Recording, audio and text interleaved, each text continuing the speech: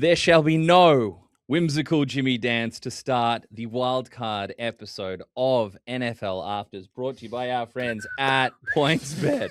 But what we do get is possibly the greatest wildcard round of playoff football that I have seen in my time covering and watching and gorging on the NFL. Which probably sums up some of the ways that I've gone about my fandom over the past couple of decades. I've never seen a man gorge like Laurie Horesh. I loved it. Yesterday's games were great. Up early this morning, I was like, how great is football?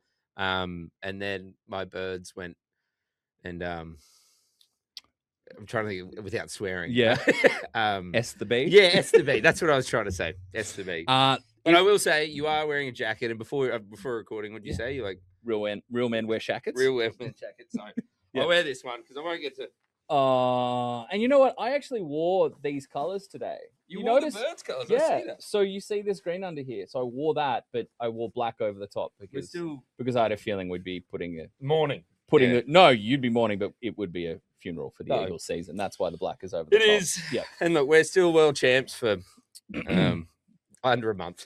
World champs. So despite all the despite all the international condemnation of American sports domestic league champions calling themselves world champs, you, a proud son of Gundawindi in rural Queensland, is going with world champs. Yeah, because the Eagles are world champs. But if any other team was to win, I would not recognise it. I'd be like, come on, guys, you played in America. Desperation is a shining colour on you. I thought you knew this when you signed me up as an Eagles fan. It was, quite frankly, it was phenomenal football. Those first 4 games were sensational. It was 3 points, 4 points, 3 points, 4 points in terms of the margin of victory. I'll get into a little bit of that in a minute. But the quality of football, like the Panthers-Rams game, that quarterbacking was absolutely superb. And we're two of your favorites. We're going to get into my favorites. 2 of my guys. Yeah. The golden-armed Matthew Stafford and Bryce Young. You cute. As little fella, anything. Stand up, right? Young. Shout out to my short kings. And we'll get into all of it. The football was absolutely superb. Yes, it was narrative street galore, and it felt like just desserts for a season of parody. They say parody's king in the NFL. The salary cap, the draft, all of that plays into it, and it felt like just desserts for a season where we didn't know who the great teams were. What we've served up with was just the most ridiculously balanced, especially opening 4 games. Opening 4.5 games. Yeah, it was delicious. I enjoyed it. I threw up when my Eagles lost. And then I watched... who hasn't enjoyed a really, really great meal? Perhaps too much. Too much. Yeah. The old Brazilian barbecue used to get me. No, all you can eat buffets are my weakness. I never come out of them like... I go in with such high hopes. I'm like, this is great. I can eat all this food. Yeah. And I always walk out going, I need to lie down. Yeah, you didn't need to mix smoked ham with fish tacos. And then you go like, dessert. And you go, they have like ice cream. And I've had fruit, I've had bacon, chicken sausages, the scrambled eggs, and then I'm getting a soft serve, I'm getting a muffin, orange juice, a few more dangerous things when you open the Bain Marie at the bacon and it's crispy. Because you're like, there's not actually a limit I can put on. The limit doesn't exist. No, with crispy. I always like to go in with a strategy. I like to walk around the buffet first, eye everything off. You know what I mean? I'm going to start here. Savoury first. Then sweet. Obviously. Yeah. 100%. Yeah.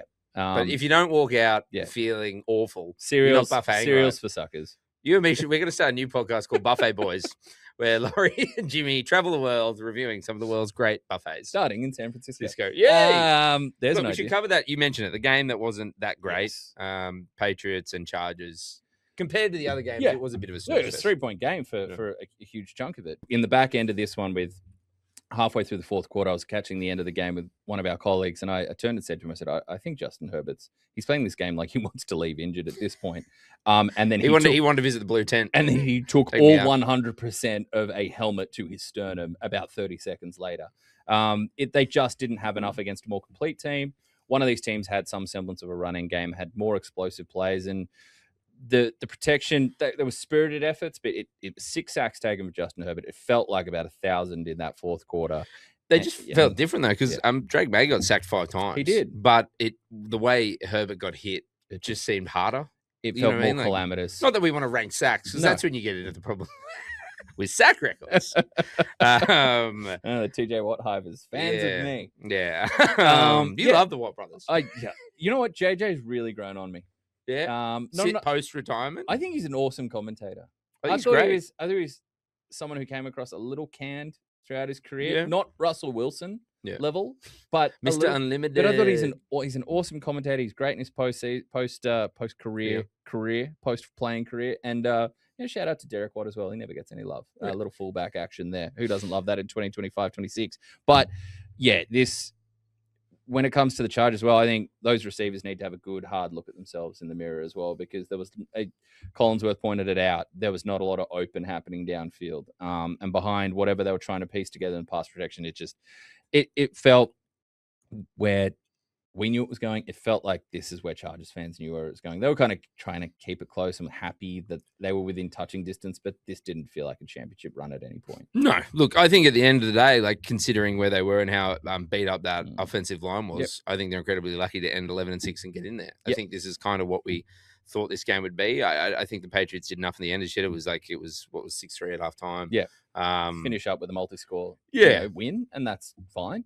But the real they test, just did enough in the end. Yeah, the real test for the Patriots, not to diminish a wildcard week victory and a playoff victory for a young quarterback and a young team, and Mike Vrabel in his first year as head coach of that team. But yeah, I think this one was the most. That went about as we expected it. You've got some worries for them next week. I don't want to say too much because Nostradamus there's a bit going will be today. Appearing a little bit later in the show with some predictions. Yeah, the man can't lose. I mean, I tell you what, because you're 5 from 5. I'm 5 from 5 aren't you? so far, and feeling spicy about tomorrow. There was also the Christian McCaffrey trick play today where I posted about 10 minutes before it. I'm like, feels like Niners and Shanahan might need to turn to a trick play because nothing is going on, and they might need something. And lo and behold, and we'll get to that game now, we see the 49ers turn to trickeration to spark a victory over a certain team. Just again, before, because we're obviously going to dig into the 49ers and Eagles, my team, obviously ROP. Fire Kevin Petula. Fire everyone. Fire and burn the house down. Trade AJ Brown. I'm done. You miss Kellen Moore so much. Kellen, come back.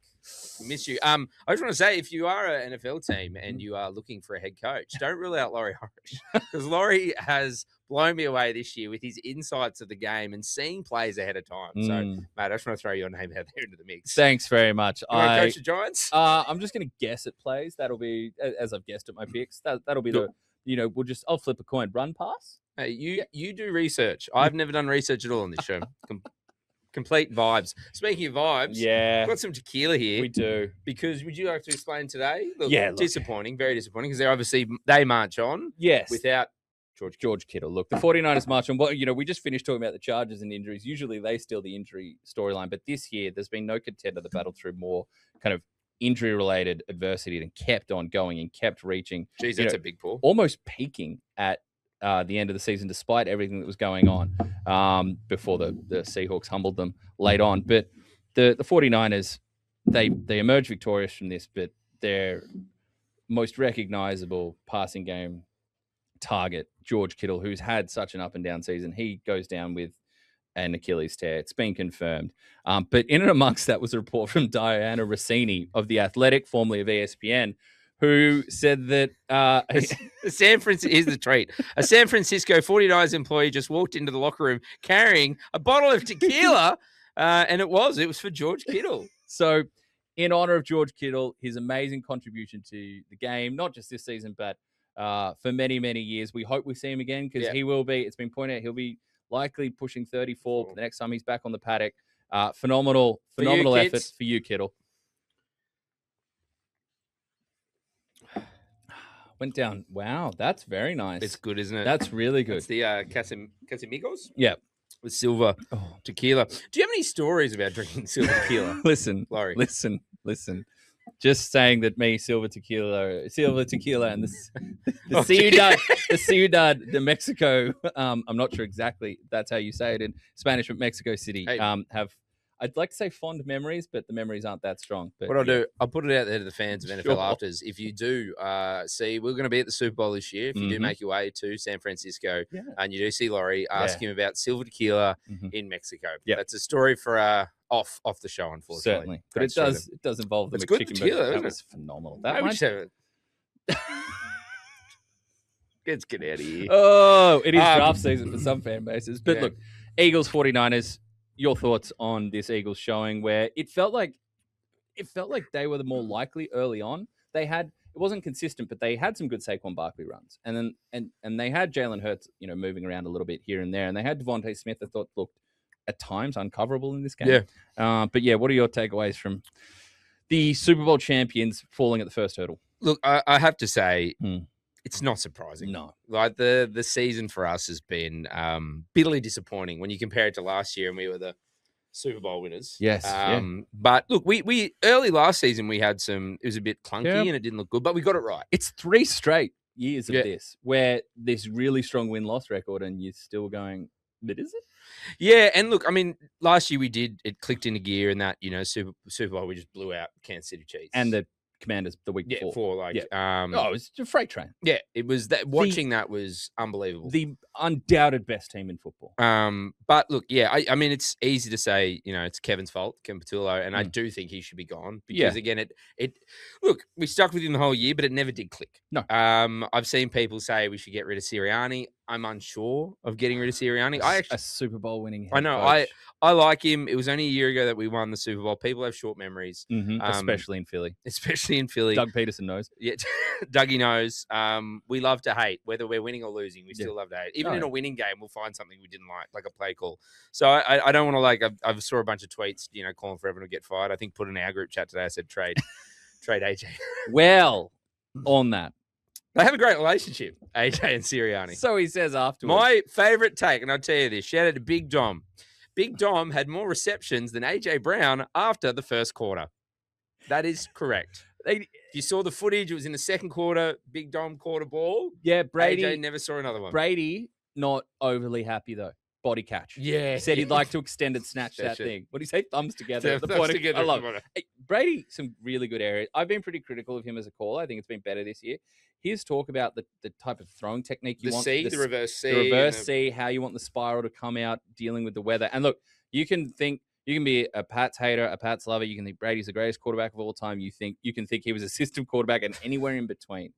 But when it comes to all-weather quarterbacking, and what he did in New England for all those, we talk about them winning the AFC and the AFC East and having home field advantage, and they played in nasty weather.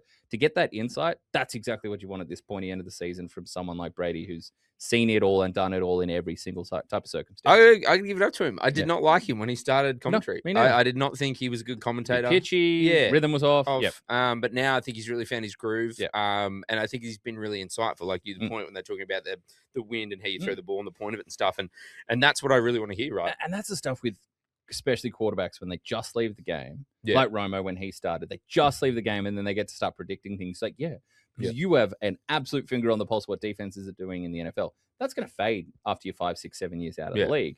You're not doing the tape study you once did to the level that you once did. Defense has changed, the league changes. But that type of insight, that lasts. Weather quarterbacking, the technique that goes into throwing, that stuff will stay forever. So I enjoyed that. But you mentioned AJ Brown and the quote, they have a great relationship. And Nick Sirianni, they're screaming at each other. On the side. And Tom Brady's going, they have a great relationship. And Sirianni after the game said, we're so close. We've gone through every emotion together. Maybe there's a bit of an issue here because Nick Sirianni said, we've laughed together, we've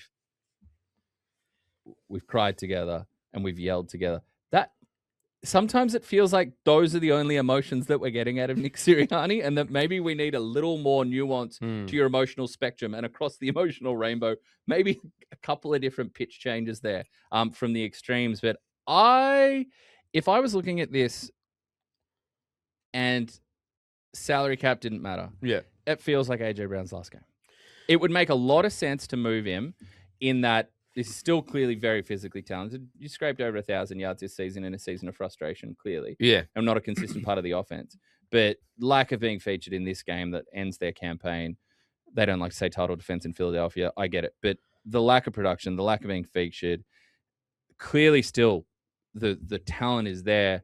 You trade him at ideally still a high point in terms of his value. Yeah. The problem is there's no cap savings with that move. So we're just over 14 million in effective cap space. Yeah. So that ranks 16th. You trade him before June 1, it's 43 million dead cap and a $20 million cap hit on top. Yeah, on top of that. So in terms of there's no savings, it's actually going to worsen your cap situation by 20. So I don't see how that happens. Now, it's more palatable afterwards. 16 million cap in dead cap, and you actually gain 7 million cap space. If there's anyone that can work those books, and work the trade lines and get great value, it's Howie. Oh, shit, Howie. But I mean, Howie's got work to do. I made a list. Like, there's a lot of free agents. There are. Big for me is Dallas Goedert, who was amazing again today. Yeah. I think this season, I think arguably he's probably one of our best players. Yeah. You got to look at someone like Jalen Phillips. You want him long term. Nakobe Dean, he was injured, then he came back. Yep. He went straight back in the starting lineup. I really like him. Yep. I'm not sure if we can keep him and Jalen Phillips. I'd keep the pass rush in that situation. Yeah, correct. But what we need. Reed Blankenship as well, part of one half of the exciting whites. I think we just got to keep him to keep Coops happy. I think the excitement is a little more one-sided on that in the duo. But also like Quinyon Mitchell and Cooper DeJean, who are phenomenal. Yeah. All pros this week. But the second outside cornerback spot was a hole all season. Yeah. So I'm like, how can we have these two great guys and then like people just target that? I don't know. There is work to do in the roster. Adoree Jackson was a huge blinking light to say throw at me too often this season. He had some moments where you were like, oh, it's old Adoree. But largely, if you were picking someone in that cornerback room to go after and as they lined up, and they said it on commentary today. I mean, you've made me making calls. Maybe we'll get you out there. What, a cornerback? Yeah. I've tried backpedaling. Mate, anything's better than what I saw this year. You and me in a trench coat. As at one camp stop, training camp tour this year, I may have played a little game of a few snaps of just touch, muck around. Yeah, flag football. Yes. Journo flag football with some media members. And whilst I presented a decent red zone weapon ball in hand on the offensive side, defensive liability. Mate, if you throw it underneath, I'm closing down. Yeah. Right? Straight line speed. Yep. It's decent tackling technique. Yeah. Wait, you throw a double move or you throw over the head. Over the top, you're gone. Yeah, my best chance of play is that thing gets oversailed and then I get to do this. And get to do the seatbelt. Even though there was 10 yards of separation. So, yeah, I can't say that the backpedal and the fluid hips are really there in 2026. Look, I will say I hope we're going to go through some of the games coming up. I hope the 49ers, keep going with it. I do like Brock Purdy. I think they've been incredibly unlucky with injuries. But I think, out. They need Ricky Pearsall. I'd love to see Ricky Pearsall. Ricky Pearsall, he'd make a big difference now, especially with, they just need a little bit more because you're getting flash plays from Robinson, Juwan Jennings, and Christian McCaffrey, a ridiculous. Juwan Jennings was a dual threat quarterback. I do. And I do now. I can tell you that it did not seem like the Eagles and Vic Fangio did. I know. That trick well, play. he was. So someone said this to me today, and I'm not going to mention who because they were trying to rub something in my face after a trick play. But he was ranked number 5 heading into college. He was ranked above Sam Darnold, Joe Burrow, that guy, and Lamar Jackson as a quarterback. He was ranked above all 3 of those. Did we know that? No, we didn't as Eagles fans. Vic didn't. But I'm like Vic. Vic's good. We keep Vic. Vic's fine. But Juwan Jennings just a determined perseverance star. Like the way that he has continued to produce when given slim opportunities behind bigger names over and over and over again, to the point where now he is probably he's their most dependable wide receiver going into a showdown against a very familiar opponent. We'll get into some of those games in a little bit. But yeah. Sad Eagles. No Eagles. No fly Eagles fly. Which Laurie's stoked about because if we go to the Super Bowl together, he couldn't have done a week of that. I feel for the champions who put up a spirited effort. But amongst this week, my sneaky snake takeaway. Right? I was tracking this. I'm a snake. Yep. I was tracking it throughout. And this week, at one point, was tracking to be the closest wild card round of the playoffs since the NFL merger. It was under 3.5 points margin of victory through 4.5 quarters. That got blown out a little with the end of that result. They're now at 5.4. That is still the closest wild card round or round 1 of the NFL playoffs since 1984-85. So when we say this was phenomenal football and must watch and get your casual mates to tune in and get your folks that are just finding the NFL to tune in, that this is how good the football was. I rewatched the games last night, and even for a cynical, grumpy, old 37-year-old like myself. The landman. Sitting on his porch. Even for a lawn man. Water in his lawn. Nah, you know what happened? I mowed knowing the big rains were coming. Of course you did. And just sat there enjoying it. But since 1984. And that is 40 plus years that we haven't had a contest, a week in this point of the season, so tense, so close, with one fascinating one to go. And hey, if the tight game in that, we can draw that margin of victory back. But 1984, Jimmy, I'd like to remind you who ran the cultural world in 1984, I love the these music things. side. The top 10 songs in 1984. In 1984 to close out Billboard Top 100, 1984. Coming in at number 10, Karma Chameleon by the Culture Club. Great song. We have a no singing rule here, though, but it's in my head right now. Let me tell you, there is not a lot of fat on this list. Okay. Number 9, Ghostbusters. I mean... That's a banger. Number 8, a song that was revived with a Max Graham, I believe, was the name, Max Graham remix. Owner of a Lonely Heart by Yes. Oh. Yeah, tune. Another banger. Yeah. Number 7, different tone, but unequivocal, undeniable hit. Hello, Lionel Richie. Oh. Hello. And we haven't even reached the top 5. Number 6, not my favorite Van Halen song, but clearly a beast of a song. Jump. Yeah. Very 1984. Little Phil Collins, Against All Odds. Yeah, love Phil. Yep. Coming in at number 5. Number 4, you want to talk about all-time movie tracks. Kenny Loggins. Is your foot feeling a little loose? Footloose? Oh, yes. Oh, I thought it was going to be Danger Zone. Number 3, 2 giants of the music world. Paul McCartney and Michael Jackson combining for Say, Say, Say. Oh, that's another great one. A international icon with a special local connection to Australia, particularly sports fans of a certain 13-man game. Tina Turner, What's Love Got to Do with it?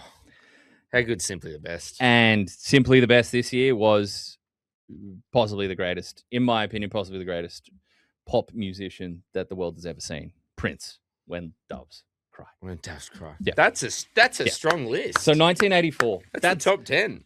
How I wish that we were, not to discredit musicians of today, but how I wish we were dealing with the top 10 podcast quite like called that. The Re-Listenables.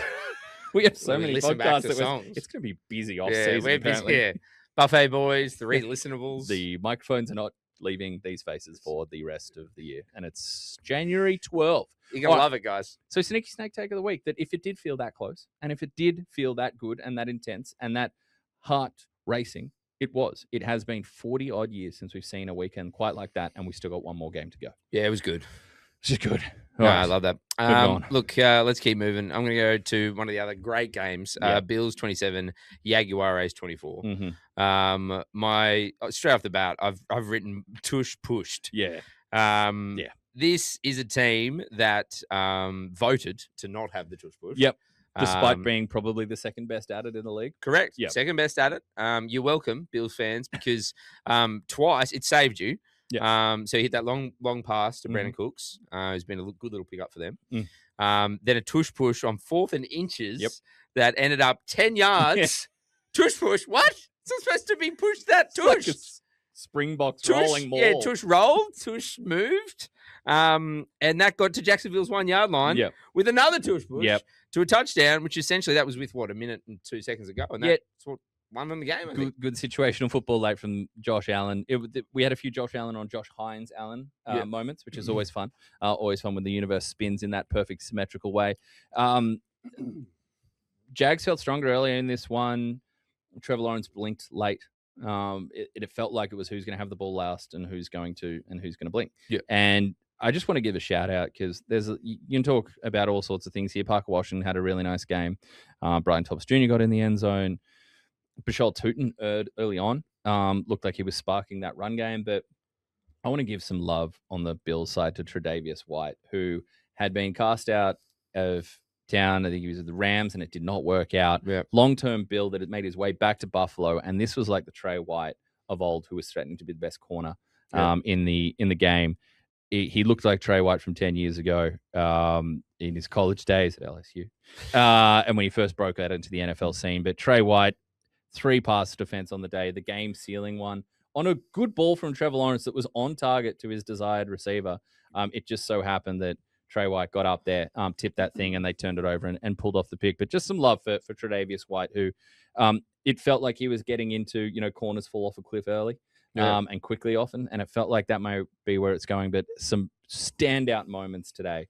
So some love for Tre'Davious White. And Keon Coleman, an interesting active with some of the injuries that the Bills wide receivers are dealing with, and he had a massive 36-yard gain early in this one. So nice little reception, brief It was 1 target, 1 reception for 36 yards for Coleman. People go nuts, yeah. A little bit of redemption for him, but look, the Bills, this was a hard game to pick. I stuck with them. They're my Super Bowl champion picks before the season. I'm going to continue on with that the rest of the way until if they get knocked out, but not the most consistently productive day across the board. Josh Allen was clean, but that was his first road win. Yeah.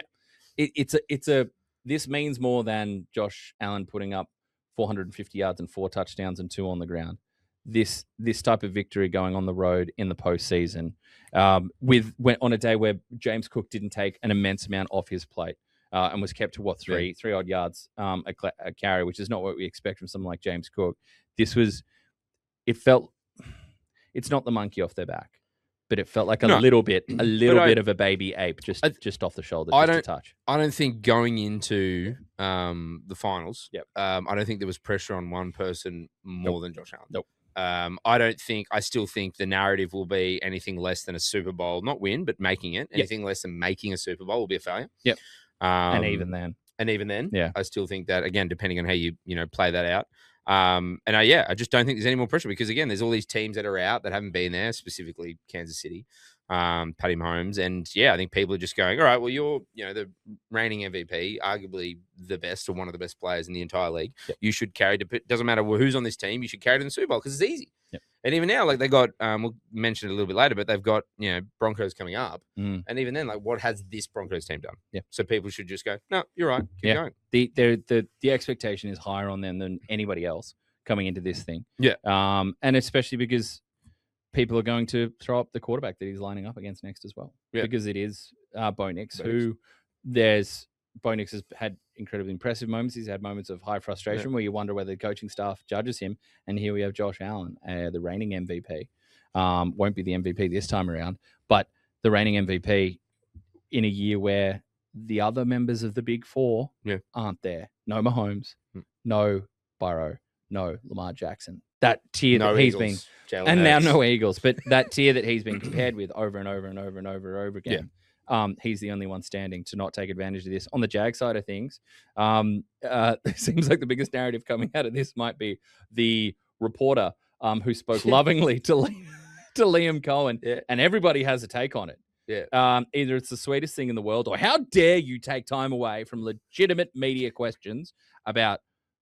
One comment on there was, someone had criticized it, saying, is this a reporter or is this someone's grandma that came in and asked a question? How should we be wasting mic time on this? Someone said yes. It is a shame we didn't get one more question about what the mood in the room was like, in the locker room was like right now for the losing Jags. But the thing is, Jaguars. I thought it was sweet, by the way. My take is it's sweet and it's nice. My take is there's not enough sweetness. In the world, like right now, we need stuff like that. And it's lovely. And it was the clip went for 30 seconds, if that? Yeah. So I'm like, you still had plenty of times to ask much of the same questions. Absolutely. Different ways. So question for the Jags now. The defense was good this year. The offense was more consistent. They were situationally better than we've expected, and we've come to get used to. How you don't get to start from here the next year. Yeah. I think this is a classic team. Over-delivered on expectations, and people immediately go, oh, yeah, but they'll be back now. They're trending in the right direction. That's not how this thing works. You have to literally build the thing brick by brick from the bottom. So what do they do in the offseason? Do they get more aggressive in the passing game? They went and got Jacoby Myers. Didn't have a big game today, but he's been good for them. Yep. They've signed him long-term. Are they happy with the trajectory of Brian Thomas Jr.? They've got a tight end there and Strange. Again, quiet today. Do they look to add there? Etienne Tootin in the backfield feels like they've got something cooking. Do they invest in the offensive line and go, let's keep Trevor upright? They're an interesting team, obviously further along than, say, the Carolina Panthers, but made the playoffs. Probably weren't expected to. No. Didn't get a win in week 1. Showed some promise, though, and went down spiritedly. What do? They're one in that crop of teams that say, you don't get to start from here and kick off, but what are you going to do to take the next step? But I think there's a lot of potential there. And I think, huge. Started to see the Trevor Lawrence that potentially, and coming out of college from Clemson, everyone was like, he's this sure, bet, like John Elway. Generational. We love that. Have you watched the Elway doco on Netflix? I have not yet, but I do know generations are now technically 2 years long, the way we say generational quarterbacks. I have not It's watched. good too. It's a great watch. I'll dig into it. I love it. It's a great watch. A little bit of 80s. Yeah. Quarterbacking. And watching that just quickly, I mean, look, there's obviously changes that have been made for safety, and that's great. Yeah. But the practice, when he's at practice and they are hitting him like that. He's getting hit. The games are just what I miss watching those guys. Yeah, the contact that was coming in the pocket, absolutely.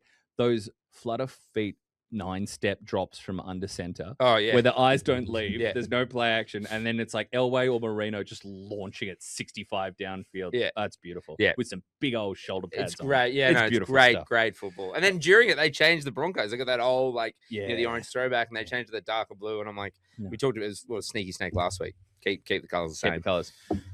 Now though, Jimmy, we're gonna allow this and to parlay our way from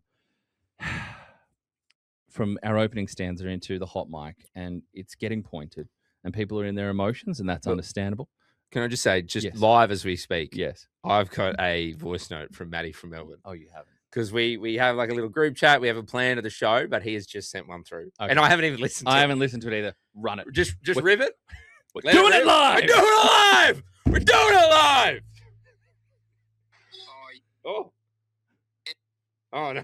Oh no! We are really doing it live. Maddie, a false start. A false start. Oh no! Oh yes, hello brothers. It's me again. Sorry I've been a bit absent in the last couple of weeks. Found myself over here in India. Can't believe it, eh? Came over for a wedding, loving life. Just went and saw one of the great wonders of the world. That was the Taj Mahal. Shortly after watching one of the other wonders of the world, the Bears dominate the second half in the NFC wildcard playoff game. How good is that? Sorry I've missed you boys, but just make sure you're giving some love to the Bears. Can't miss out on them. Hopefully they go all the way. Let me know what you think. Cheers, boys. The street noise. An international call. An international Maddie from India. From a truly an international treasure. And one of the closest members of the NFL family. Oh my, Maddie. I mean, what more can we ask from you? And yes, we will be giving love to the Bears. There's no question there, by the way. No. We're absolutely beaming about it. The cardiac Bears, keeping everybody on their toes, showing that they can never be counted out. Luther Burden Jr., Roma Dunze, DeAndre Swift, DJ Moore, Carl Manungai, Colston Loveland. Well, yeah, I mean, you're just a little later, and you made a great pick. Just a dominant performance from one of the best 6'5", 6 tight ends. Do you want me to play? Because the next one's from Michael from Brisbane. And let's go, Michael. It was the same game. Yeah, so Michael and Maddie, stack them up. Here we go. Happy Monday, boys. Which fingernail are you going to get painted in honour of Caleb Williams' second half comeback against the Green Bay Packers? A lot of Bears content. Just a lot of Bears love. What fingernail? I'm not sure. I'm going to go the reverse. Do you want me to do yours? Yeah, as you do some takes about this game. Which one do you want? This one? Yeah, that one. Look, my takes from this is that Bears fans truly get to believe now because it was chaotic and it was mad. It's beautiful. It's chaotic. It was mad. It was frustrating going into the half. It felt like wasted opportunities, and yet the ridiculous level, the jump, it's fantastic. The jump man throw that we got from Caleb Williams there that'll go down in infamy. Did in college, and they said he couldn't do that type of throw in the NFL. Like, do you know how much I would hurt myself trying to not even throw that ball, but recreate that motion? I could do that without a ball in hand. We're at the age now when we watch sports, and I watch that, and I go, my back hurts. Yeah. It was my back hurts watching other people. The accuracy, the flexibility, the body control, the grace under pressure, because he was about to get absolutely pummeled by the oncoming pass rush.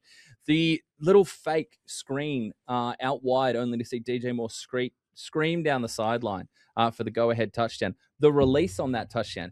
If you want to...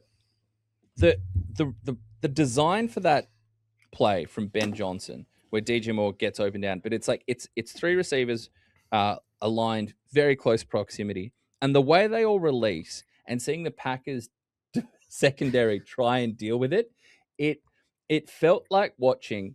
You know when you see someone at the shops and they haven't got the cart, they're just grabbing everything in their hands. I'll be right. Yeah. Eggs, some cold cuts. Couple of cucumbers, and probably a 2-liter milk, and one goes, and they try and save, and that leaves another one to go, and then everything just collapses on the floor. That's what it looked like seeing the Packers trying to defend that play. Ben Johnson cooked up a beauty. Caleb Williams delivered it on a dime. Unlike some wide receivers this week, DJ Moore did what he needed to do in the corner. But you just look, they're so entertaining, and sometimes these teams, these Cinderella teams that way go beyond what we thought was coming this season. It fizzles out quickly in the playoffs. People criticize their margin of victory, who they played against, etc., etc. The fact that they got to win, the fact that it's over the Packers, and that we get to see the ridiculous amount of explosive talent they have roll out again in another week, it's what more is there to be happy about? Packers fans, okay, you're going to be gutted. Lions fans, probably not super pumped about it. Yeah. But Vikings fans still dealing with their own 9. No night award this week, guys. You know, I wanted to give it to Jalen Hurts, so I just binned it. No, we just scrapped it. But I mean, it was the most entertaining product that we have seen from a Chicago Bears team in so long. I know we're stacked up with Bears content. I got a love letter sent in to just the Bears and what they've delivered from Nick from Sydney, a highly educated man, a healer. Actually, a doctor. Oh.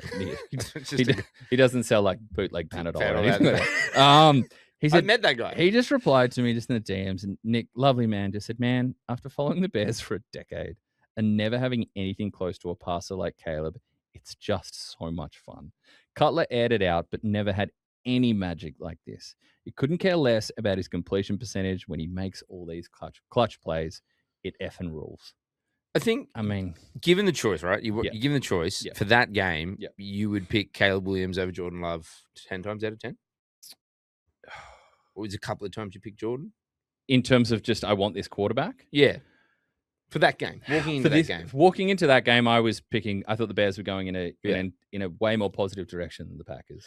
And it started very, very, very much the other way. Yeah, it did. What was it, 21-3? Packers fans were feeling a certain way. Yes. Packers fans were hopping online. The crowd was quiet. Oh, yeah. Crowd was very quiet. A lot of sad Bears fans on the cut to commercial. But and again, some of those, I think I put in the chat, I was like, is anyone watching this? That second interception he threw where again, it was like nothing was open. And I was like, to throw it away, do anything. Do anything other than what you did. You just lobbed it. Yeah. Right.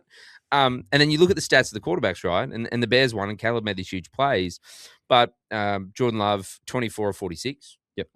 Caleb Williams, 24 of 48. Yeah. Basically same. Yep. Jordan Love, 323 yards. Caleb Williams, 361 yards. So again, the same. Average about 7 yards per play for Jordan Love. Caleb, 7.5. Touchdowns. Jordan Love, 4, 0 interceptions. And this is the thing. Caleb went 2 and 2.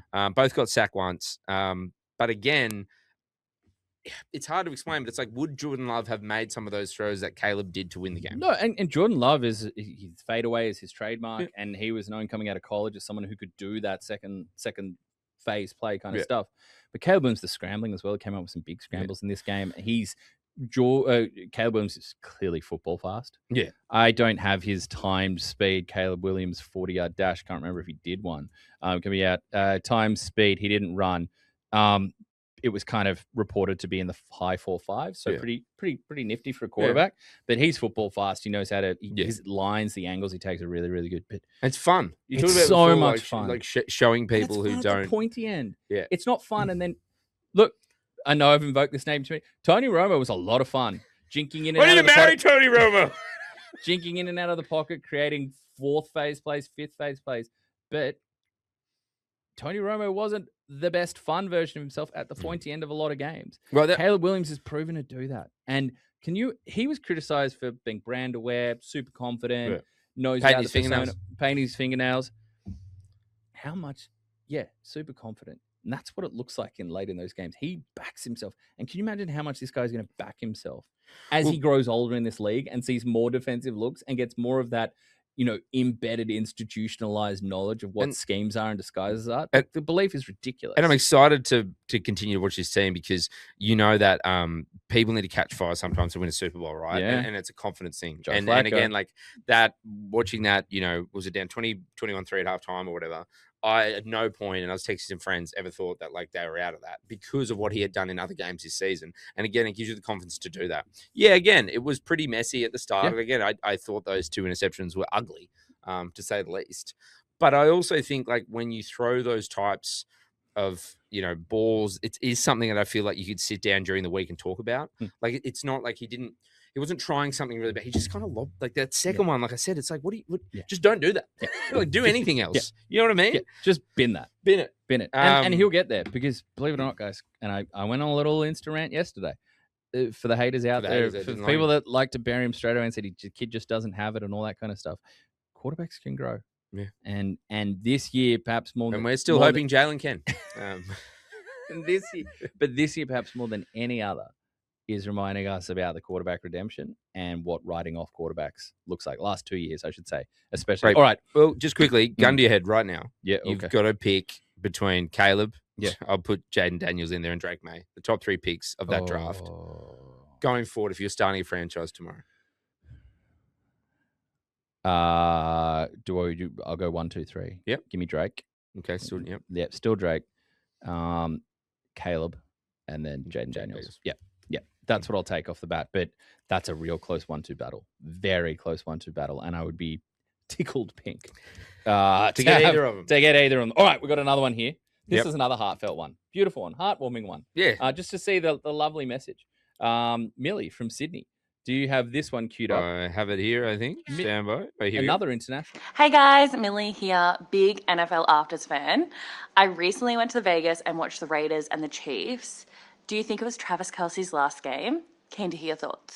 Yeah, I do. Hey Oh, guys, no, Mill, we got it. It's fine. Big fan. We'll take you. Huge fan. Yeah, I do think that's all we'll get from Travis Kelce, and it was absolutely plenty. One of the greatest tight end careers, one of the most storied, one of the most decorated, prolific, all those words. But yeah, I feel like this is time, and I feel like the Chiefs have to be looking at the current state of the roster and go, this is a pretty good time for reset. We're seeing really troubling stuff of what's coming out about Rashee Rice, and the allegations, that have been reported there. But it's the lack of progress from some of these players, the Xavier Worthies of it all. Do you think that plays into it? Let's say again, hypotheticals, but if, especially, if Patty Mahomes wasn't injured and they were a bit more competitive, maybe he is spurred on, but considering all that other stuff. Yeah, I mean, someone that he was, they crossed over for a lot part of their career, but someone that, he was obviously talked about in similar conversations the whole time. Rob Gronkowski talked about, call me, first it was like, call me in September and I might come back, call me in December and I'll come back and give you some snaps. Yeah, I think with the Stadia team massively impacts it, but in saying that, I don't know that anything's going to change in the next few months to make the state of the team feel more like it's the right fit for the team or for Kelce, because Mahomes will be pushed up against it for the start of the season.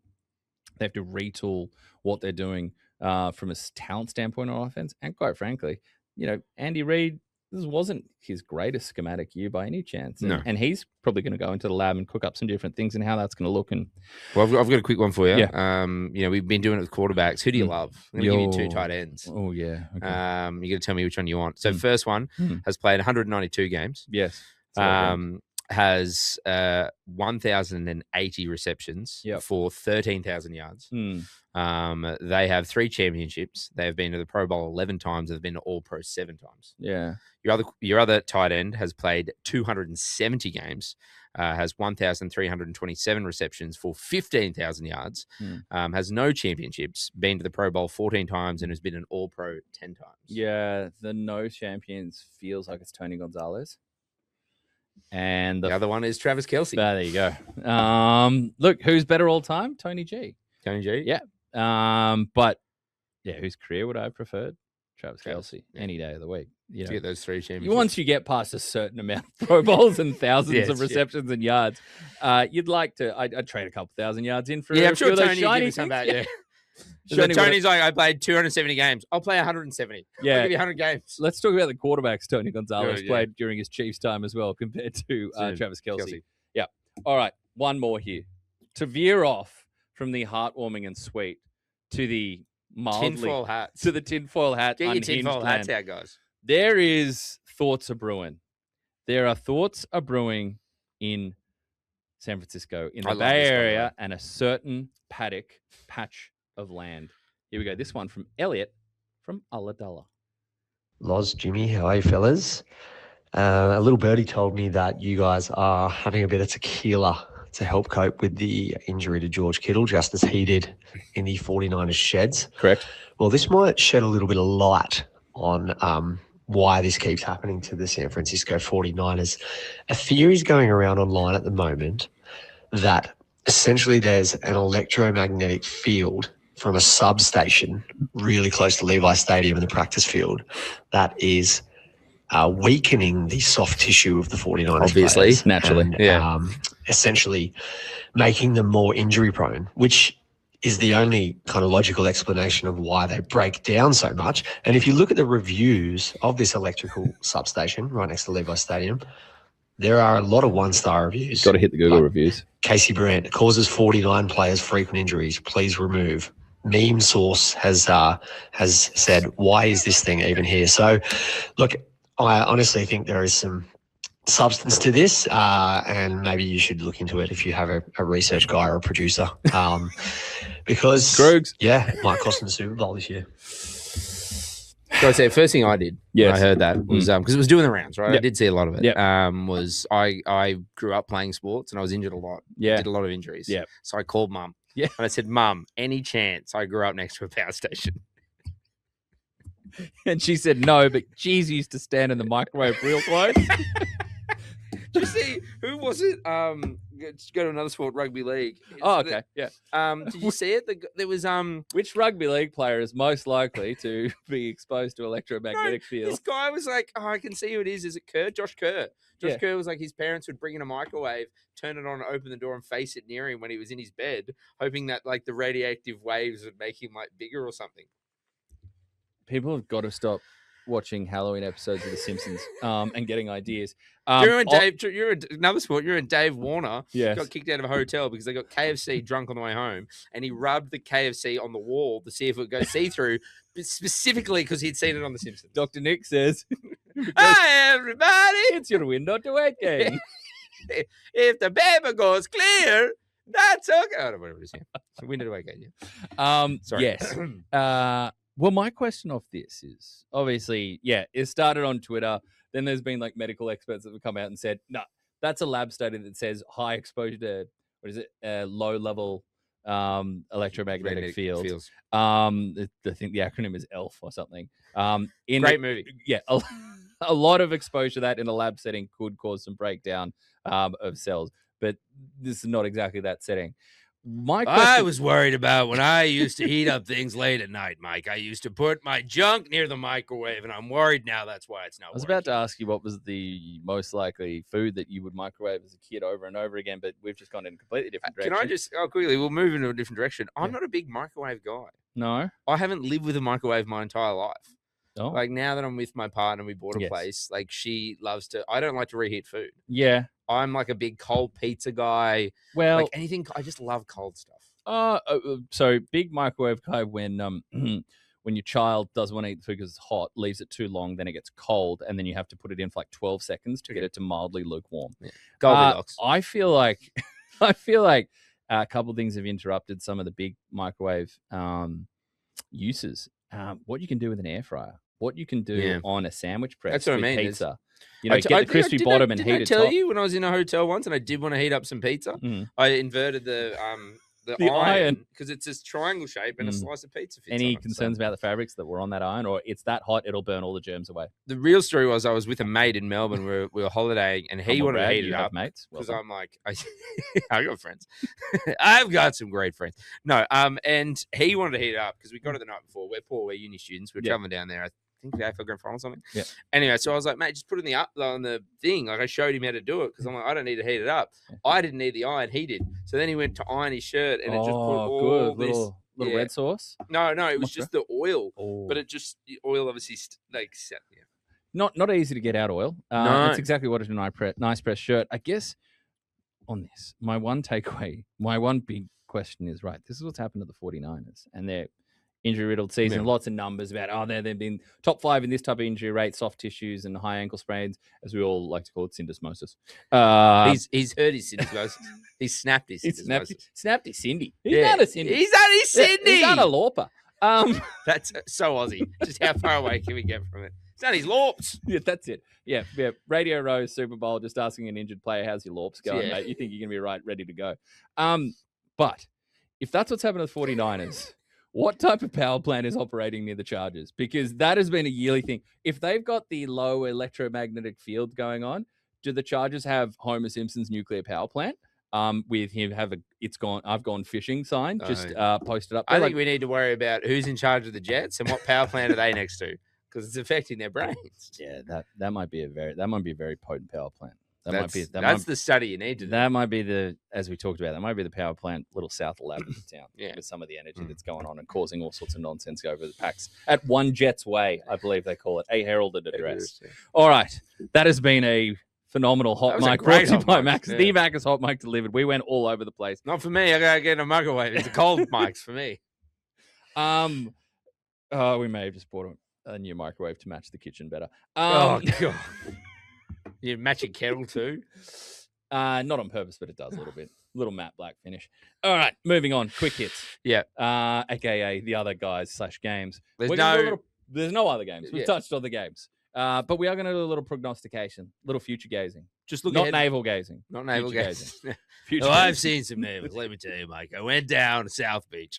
So we're going to look at some games. We'll go one, then the other. I'm going to kick things off. First game, I want to take a look at 49ers and Seahawks. Yes. I am so excited for this game. I want to Tell me why. Because these teams played each other last week. It probably was last week. Week before, whatever it was. Recently. It was the 4th of January. 4th of January. It was in 2026. It was this year. So I'm keen to see what that looks like. Yep. It's awful that Kittle's out injured. Yep. We'd love Ricky Pearsall to be back. Because I think that's kind of what they need. Didn't feature in that last game. Kittle did. Yeah. But and again, I'm just keen to see this Seahawks team. Yep. I think the defense is great. We've talked about Sam Darnold enough, but I want to see him show up because Vikings got bounced 2 games in a row last year. How's he going to perform this year? Absolutely. And do we get to see the recipe again? The Sam Darnold clean operation. He was 20 for 26, no touchdowns, no interceptions, just under 200 yards, took a couple of sacks. Meanwhile, that running game, if you're combining, I think if we're seeing Kenneth Walker and Zach Buttery Charbonnet combine for 33 carries and over 170 yards on the ground together, that's going to tell us which way this game is going, especially with the Niners of late have struggled to get the ground game going. It was a story today against the Eagles. That nasty Eagles front shut that thing down for Christian McCaffrey for a lot of that contest. If we could shut down the passing game.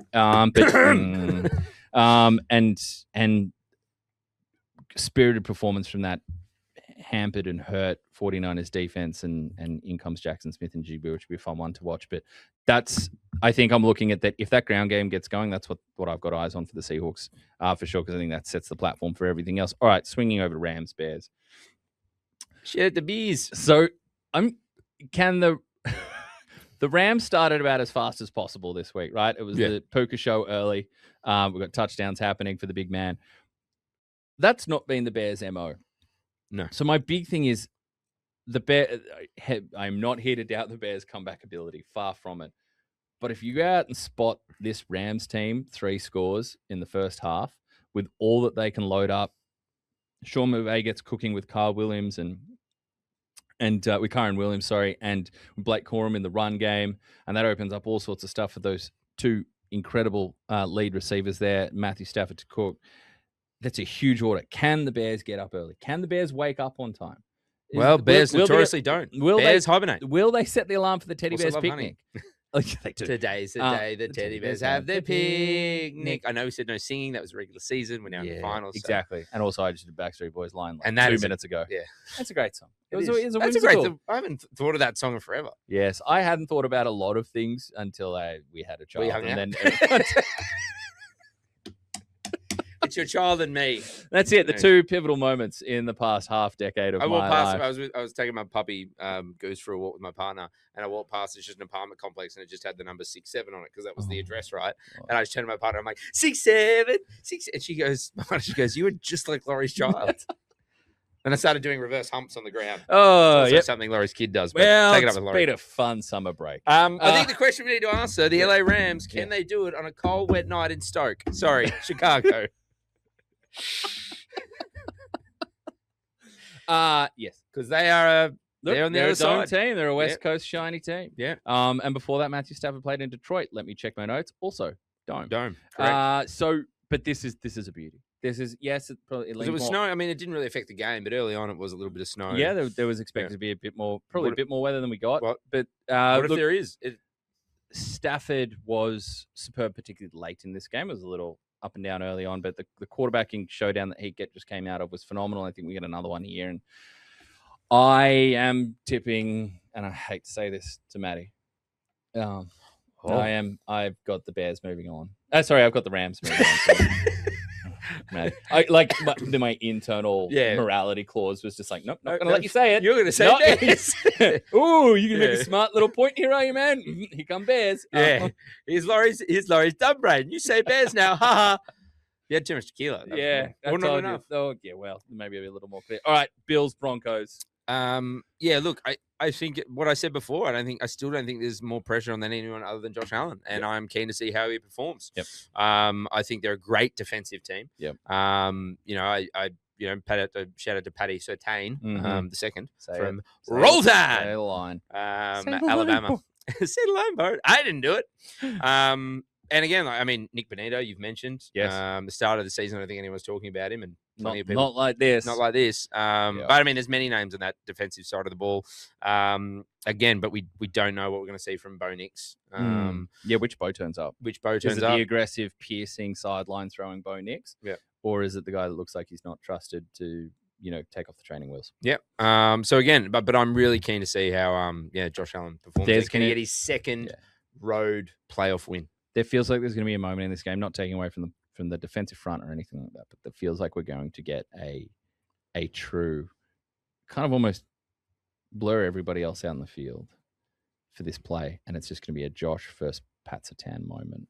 It's going to be a throw that he takes on. It's going to be a baiting of coverage that Surtain tries to put out there and backing that he can make it up and trap the quarterback. There's going to be a couple of those moments that may very well turn this one, and that's just to see two players at the height of their powers at this point of the season with that type of spotlight is absolutely delicious. As Big Kev said, I'm excited.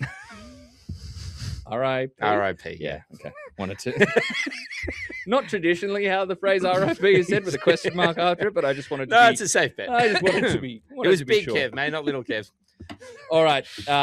Texans and Steelers, the one game to come. Which is tomorrow. Which I have penciled in as Texans versus Just want to remind people, you can see it on his socials at ESPN Loz. He has gone 5 from 5, ladies and gentlemen. If he the Texans get up tomorrow, that'll be 6 from 6. He is Lozstradamus. Yeah, it's been trending in a decent little direction of late. So 5 for 5. I've got it's a chess match. Question: do you think the Texans are the better team, or does your hatred of Aaron Rodgers run so deep? It's not hatred. It's a bit of exhaustion. I think the Texans defense is the best side of the ball on this field, right? I think Steelers defense is not what it once was. Certainly situationally can be really strong. I think the offense, Jaylen Warren is the key to that whole machine. Yeah. And I think, DK Metcalf out there or whatever, I think someone like a Derek Stingley can take that right away on the Texan side of things. I think Texan defense is the best unit on the field. And at any point, and in a chess match between Aaron Rodgers and every single thing that he has seen in this league and continuing his career, and murmurs that the Steelers will welcome him back the next season if he's up for it. But the chess match between Ryans and the tools at his disposal, the ridiculous talent and scheme at his disposal up against Aaron Rodgers, that's the defining matchup for me. And I'm going with Ryans and the defense to emerge from that one. Not to take anything away from Jaylen Warren on the offense and the other side of the ball, or rather, not to take away from the Pittsburgh Steelers defense, TJ Watt and co. And you love TJ and what they do up against CJ Stroud. And Stroud has been more productive in the past month or two. I think last month of the regular season was 8 touchdowns, 2 interceptions. I think over the last 5 or so games, but.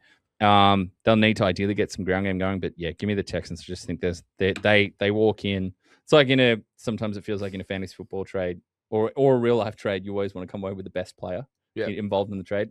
Looking at this game, when I see what is the ultimate tone setter and the ultimate dictator of terms in this game, I think that's Texans defense. I think they march on and take on the Pats. Well, as you said, taking the Pats, Laurie explained it earlier, because numbers scare me, Mike. I don't like numbers.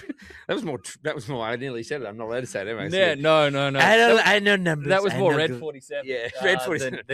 I know numbers, great numbers. I could tell you all the numbers. I could count good numbers, great numbers. Yeah, look, it will be New England because they are the second seed. Yes. So they will either play Houston, the 5th seed, or Pittsburgh, the 4th seed, because the 7th seed lost. So it will definitely be Bills and Broncos. We think Houston's going through. Mm-hmm.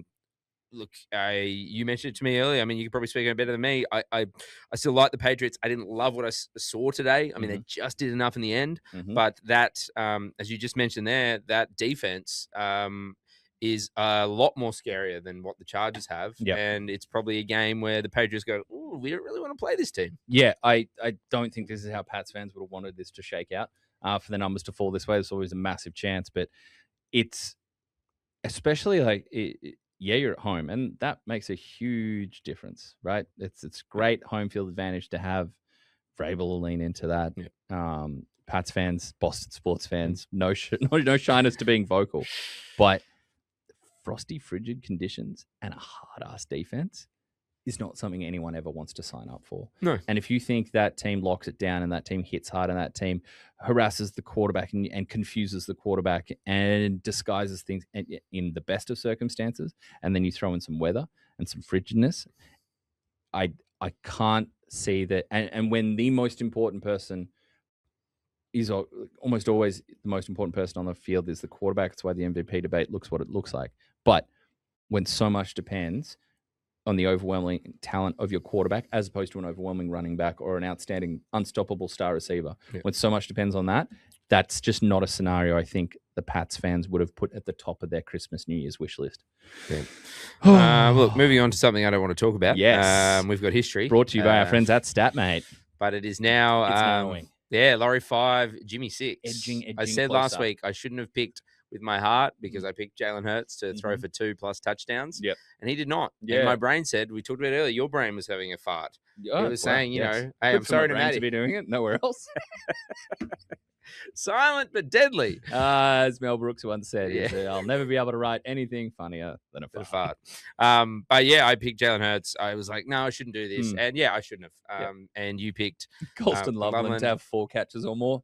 He did that. Yeah. And targeted and a bit 30 times or something. He's an absolute freight train at that position. And I can't imagine there's going to be a lot of tight ends drafted before him in fantasy next year. And he's going to throw himself into that conversation as an all-pro Pro Bowler next year. Trey McBride, respect deserved, obviously. And Brock Bowers, hopefully some health next season. And he'll have Fernando Mendoza. And a little Mendoza. I mean, haven't heard Brock Bowers say a lot of controversial stuff in his time. And Fernando Mendoza is, to say he's straight down the middle with some of his work on the mic, gosh darn it. Yeah. It's flipping. Flippity flip. There could be, it's a very spicy duo that we could be having in Las Vegas. And then you got Brady, who was part owner of the... He can coach or he can't coach. I don't know how that works. Can he start? This season. If he could start, he would have played more this season. of a role, Brady. Yes, as they go. I'm saying you got the. We were talking about it before. He's talking about this hand positioning and stuff, and you've got this Fernando Mendoza kid who only has, like he said, the only social media I have is like LinkedIn, LinkedIn and YouTube. Sorry, YouTube's not social media. No, correct. And he's like locked in. That's scary. Yeah. Anyway, we've got history. Kids these days. Look, they just beat the pants off us. Yes. So I'm just gonna. I'm going to the opposite of with your heart. Yeah. You're going with your heartbreak. I'm going with my heartbreak. I'm going to chase the ex, the one that got away. I'm going to chase Brock Purdy. Yes. I'm going to get him for at least 2 touchdowns. Loves going to enemy territory, ruining their day. Yeah, whatever he did today, let's not talk about it again. He's now thrown for 13 touchdowns on the road this season. And again, this end of the season, barring that sort of one last game. He's been on fire and backing him in there. And hopefully, we get a Ricky Pearsall. Yeah, Ricky back. Activation, I mean, which would George is help. out, but Ricky will, I think, make a big difference. Yeah, and make sure all the touchdown passes are going to him and not his wide receivers. Yeah. Stealing my stats, bro. Yeah. All right. I've mentioned him before. Plucked straight off the vine, buttery, smooth, with a hint.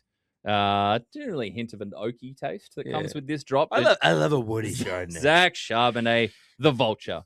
He has taken over. If you think of the great touchdown vultures, there was a time where this was Michael Turner's job.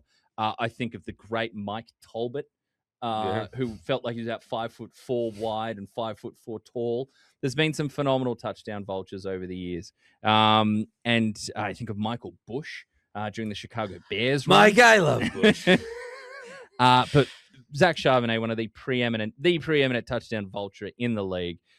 He has been their finisher for the Seahawks. He's got 12 touchdowns on the season. They go against the 49ers. Both games against 49ers this season, Seattle has only scored 1 touchdown. It was Charbonnet in both games, however. And I think with I'm not trying to... The guts, the tenacity, the determination, and the execution in precision that the 49ers showed in that game through that level of loss that keeps on piling and piling can't be understated. But that run defense is gettable. Saquon wasn't consistent today, but he certainly broke off a couple of chunk games. So did Tank Bigsby a few times. Yep. So I think there'll be room on the ground for the 49ers, and I think that will lead to Charbonnet plowing in for one more. And yes, the Seahawks cry goes up, but so to those that know, if you know, you know, so does the vulture. Really quickly, before we get to Jimmy's Blitz, yes. Seattle can't keep both of them. There's not a world in which they can keep Charbonnet and Kenneth Walker third. I know and there's the alarm. That's the wrap up. That's the alarm. That's the theme song we all know and love. Yeah, we shall see what they could do going forward, but there's something about a hard-nosed, not always efficient touchdown plowing type running back and Seattle. It's a beautiful thing. Yeah, but I think as well in this day and age, like it comes back to even what's happening in Detroit. Ego comes into it, and you want to be a star somewhere. You want to be the guy. You want to be the guy. You want to be the guy. Look, Jimmy's Blitz. Yes. Let's rip into it. 5 questions. How can Loz go? Question number 1. Yes. Who had more yards this weekend? Caleb Williams. Yes. Or Matthew Stafford? Potential MVP. Well, Wade Williams had 360 odd. I did say that earlier, yeah. 361. That's a big number for Stafford to get past. Give me Caleb Williams. Correct, 361. Matty Stafford only had 304 only. Yep. Just look, because of my Eagles looking to repeat, we obviously are not going to do that. Only 8 teams has successfully defended their NFL title. But who did it first, Laurie? The first team to defend their NFL title. Was it the Green Bay Packers, the Miami Dolphins, or the Pittsburgh Steelers? And is this Super Bowl titles? Yes. Yeah, give me... So I want to say the Packers because of the earliness of it. My fear is a lot of them happened in the 60s before the merger. If that's the case, I think I'm going to say the Pittsburgh Steelers. You sure you'll lock that in? No, I want to say the Green Bay Packers. Green Bay Packers. Yeah, good. One Super Bowl, 1 and 2. Yes. 1966, 67. Pittsburgh Steelers have done it twice, though. 74, 75 and 78, 79. Yes, I know. I think the Cowboys featured in a couple of those. Hey, you've gone back to back. Yes. Yeah. Remember the 90s? No. No. Question number 3. Yeah. This is who am I? Who am I? I was born April 21st, 1980. Okay. I started playing football as a freshman in high school after quitting soccer. I wore the number 9 because Roy Hobbs wore the same number in the movie The Natural. I love golf, and I'm pretty good at it. I was undrafted. Tony Romo. Yeah. Which is so funny because I prepped this way before the show, and then you've mentioned him so much on the show today. It's playoff. Teams are losing in the playoffs. Yeah. And it just makes me think. Oh, sorry. No, you said Tony Romo. Sorry, no, it's Antonio Ramiro Romo. There you go. Yeah, congrats. Point there. Thank you. All right, this is not a blind ranking. This is just rank these days. Okay. People are heading back to work, Loz. Yeah. I'm going to give you just the days of the week. Oh, Monday, Tuesday, Wednesday, Thursday, Friday. Rank them for me. Monday, Tuesday, Wednesday, Thursday, Friday. I've eliminated the weekends. Okay. Monday to Friday. Yeah. Rank them 1 to 5. The best day of the week, and I've always felt this way, is Thursday. Okay. Out of the Monday to Friday. Yeah, Take weekends out. yeah. I love Thursday. Talk to me. PE always seemed to fall on it in school, okay. which is just a great tone. Yeah, I love You're playing sport and I have less class. I mean, win-win. It's basically long lunch. Are you kidding me? Yeah, amazing. Lunch in PE. So Thursday gets the nod for me. And also, you finish Thursday and the euphoria picks up because you know. Yeah, because Friday's a weekend. Friday's close. Weekend sports close. Friday's the obvious choice. And I'll put Friday at 2. Friday is great. Yep. But sometimes I say you've got to get stuff done on Friday. Yeah. Thursday, you get a bit of the like, hey, the weekend's coming. Friday then can Friday's carry pressure. I've got to get this done because I've got to go do There's no things. Thursday deadlines. There's Friday deadlines. Yeah. And Friday, there was also the worst detention you could possibly get in school. Yeah, the Friday afternoon detention. Yeah. So Friday, a great day. The vibes pick up, especially in this chapter of our lives with football on during the season. It's phenomenal. But yeah, Friday's going to get the 2 slot. Monday, Controversial. Monday 3. Now, this is I different would put for Wednesday me. in the middle. Hump day. Okay. Monday. Monday, because only one day of the week gives us that much football. Yeah. Okay, So Take if everything else out. Yeah. You asked me this in uni days. Actually, no, uni days Monday was good as well because you had sidebar, scuba, Monday, Tuesday nights off. And also, I never went to classes.